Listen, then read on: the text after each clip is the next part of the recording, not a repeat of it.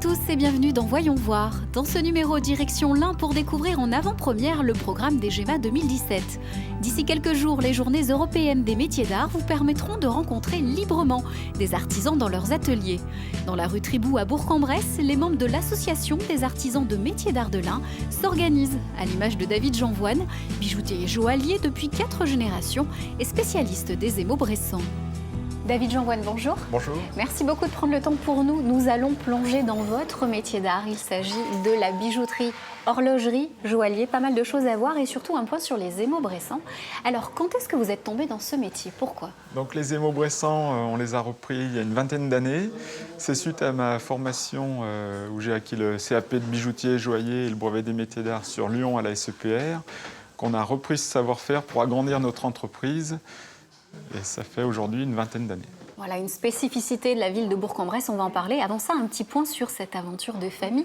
Je crois que ces métiers sont dans la famille depuis fort longtemps, c'est-à-dire? Oui, voilà, ça fait un peu plus de 80 ans qu'on est horloger bijoutier de père en fils. Donc c'est mon arrière-grand-père qui était venu s'implanter sur Bourg-en-Bresse. Il était originaire de Plombières et il est venu dans les années 30. Il a ouvert une petite boutique où il était spécialisé dans les réparations et la vente de montres de poche à cette époque. Et puis petit à petit, voilà, mon grand-père a repris la suite, mon père, et aujourd'hui je travaille avec mon frère qui est horloger également, et moi je suis plus orienté dans la partie bijouterie. Alors un point justement sur les émaux bressants. D'où viennent-ils? Depuis quand est-ce qu'ils sont dans l'histoire de la bijouterie? Alors les émaux bressants, c'est une spécificité de la Bresse. Donc, ils ont toujours été fabriqués à Bourg-en-Bresse, au centre-ville. Il y a eu plusieurs fabricants à une époque. L'origine, ça remonterait à peu près dans les années 1780 et la grosse période de l'émaillage en Bresse dans les années 1850. C'est là où les émaux bressants se vendent le plus. Ils vont même s'exporter et avoir de multiples clients prestigieux. Oui, justement, j'allais vous demander pour qui? Qui peut prétendre apporter des émaux bressants à l'époque? Alors, c'était les plus nobles, certainement voilà, ceux qui avaient déjà un pouvoir d'achat important. Certaines pièces ont été fabriquées sur or pour les familles les plus bourgeoises et puis d'autres pour des familles plus modestes. On a déjà des émaux bressants, des plus petits, montés sur argent. Et voilà, la gamme de prix était très large et elle est restée très large aujourd'hui encore. Alors comment est-ce qu'on peut reconnaître un émau bressant? Comment ne pas se tromper? Qu'est-ce qu'il doit contenir ce bijou? Alors c'est assez simple, une fois qu'on connaît les émaux bressants, on les reconnaît grâce à leur décor en or. On appelle ça des paillons d'or. Donc c'est des petits motifs en or qu'on vient mettre sur de l'émail qu'on a préalablement cuit. Pour fabriquer un émail, il faut à peu près 5 passages au four différents. Le contre-émail, la couleur, on a le choix d'une vingtaine de couleurs différentes. On a bien modernisé la gamme de couleurs pour les rendre actuelles aujourd'hui. Et sur cette couleur qui est vitrifiée, on vient appliquer nos paillons d'or. Donc ces petits motifs en or 24 carats sont déposés un par un pour décorer l'émail.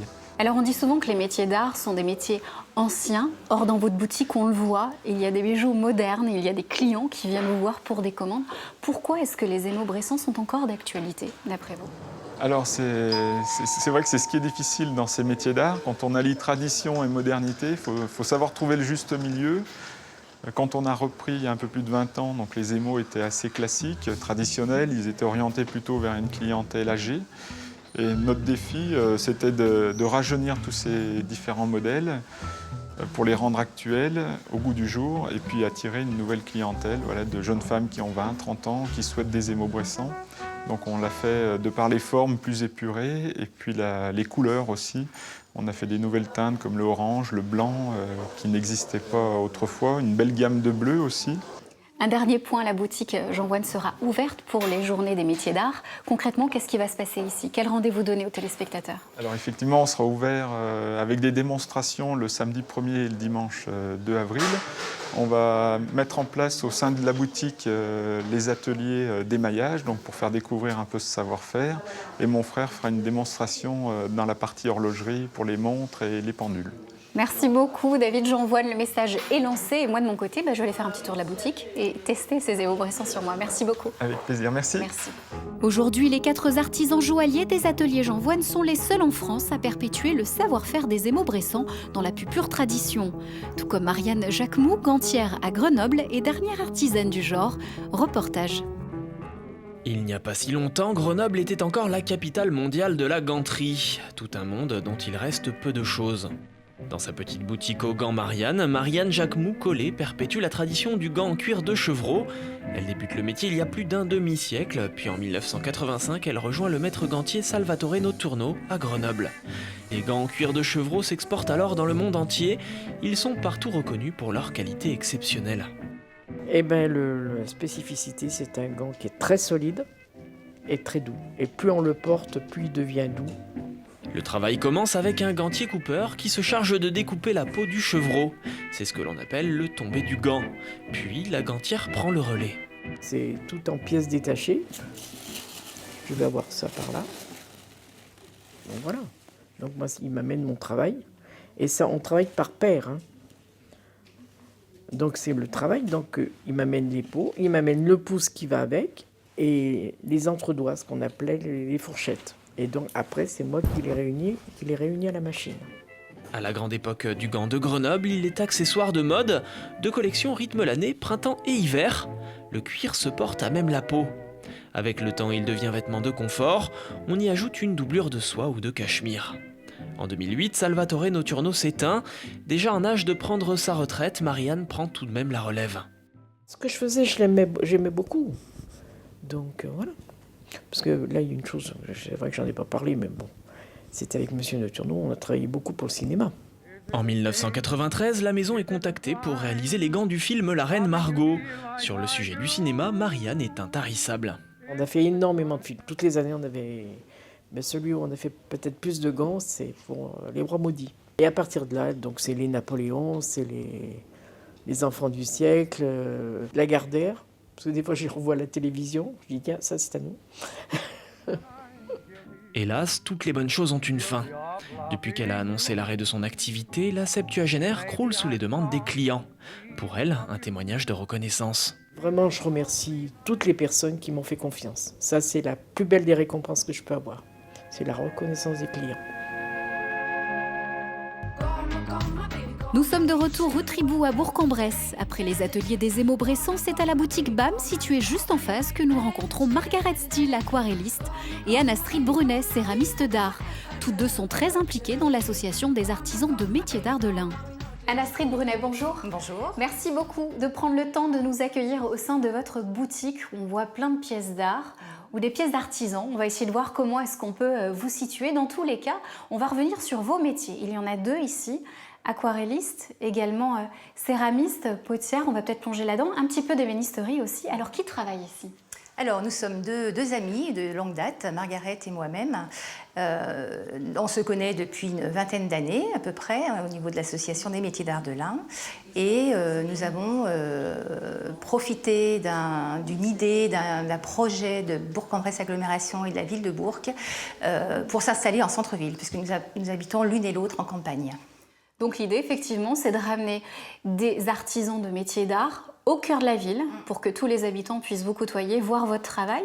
Et généralement, quand les gens passent la porte, quel échange il se passe? Qu'est-ce que vous leur expliquez de votre métier? Est-ce que vous pouvez concrètement leur montrer ou est-ce qu'ils découvrent vos pièces finies? Comment ça se passe? Là, dans la boutique, on peut difficilement travailler, en tout cas pour ma part, puisque je suis céramiste.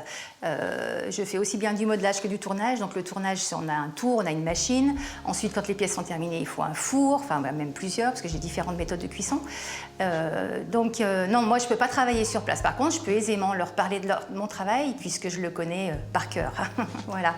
Donc ils viennent, ils voient les pièces terminées, et puis s'ils s'interrogent, s'ils demandent, très souvent d'ailleurs, ils demandent comment c'est fabriqué, eh bien voilà, je suis à même de tout expliquer. Et concernant le boulot de Margaret, est-ce que là aussi elle peut le travailler sous leurs yeux? Est-ce qu'on peut franchir cette limite? Voilà, alors Margaret a plus de possibilités de travailler sur place puisqu'elle a besoin de crayons et de papier.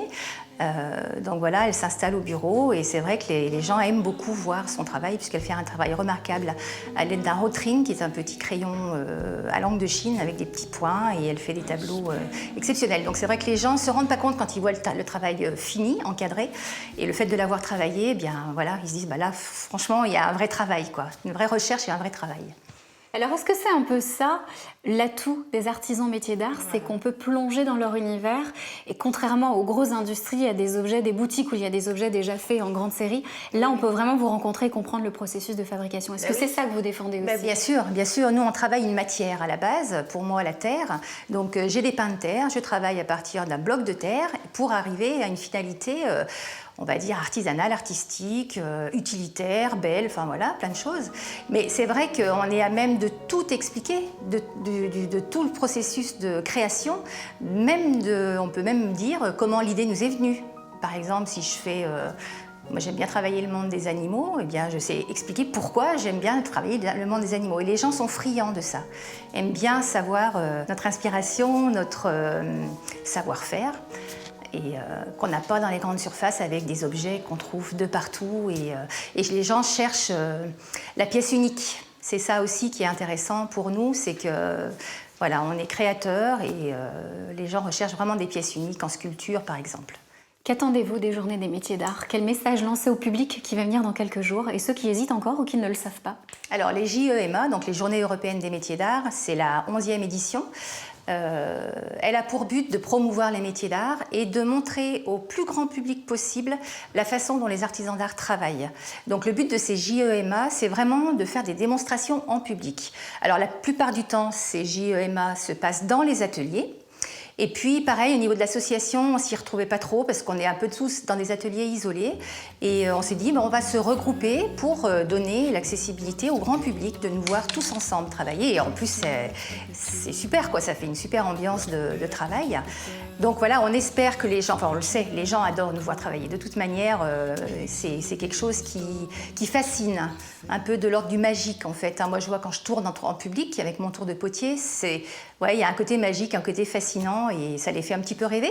Et après, ça peut déclencher l'envie de pousser la porte un peu plus loin et de venir nous rencontrer dans nos ateliers cette fois-ci et puis peut-être faire l'achat ou voilà, l'acquisition d'une belle pièce. Voilà. Oui, effectivement, des jeunes qui vont peut-être se lancer dans cette voie. Voilà, les JEMA, elles servent aussi à créer des vocations auprès du jeune public. Merci beaucoup Anne-Astrid Brunel de nous avoir reçus. Merci également à Margaret Steele. On a pu partager vos métiers et on se donne rendez-vous donc aux Journées européennes des métiers d'art. Merci beaucoup. Merci. Savoir-faire et passion, deux mots qui résonneront au GEMA 2017. Ces journées uniques se dérouleront du 31 mars au 2 avril dans toute la région. Tout le programme sur journéesdesmétiersdart.fr.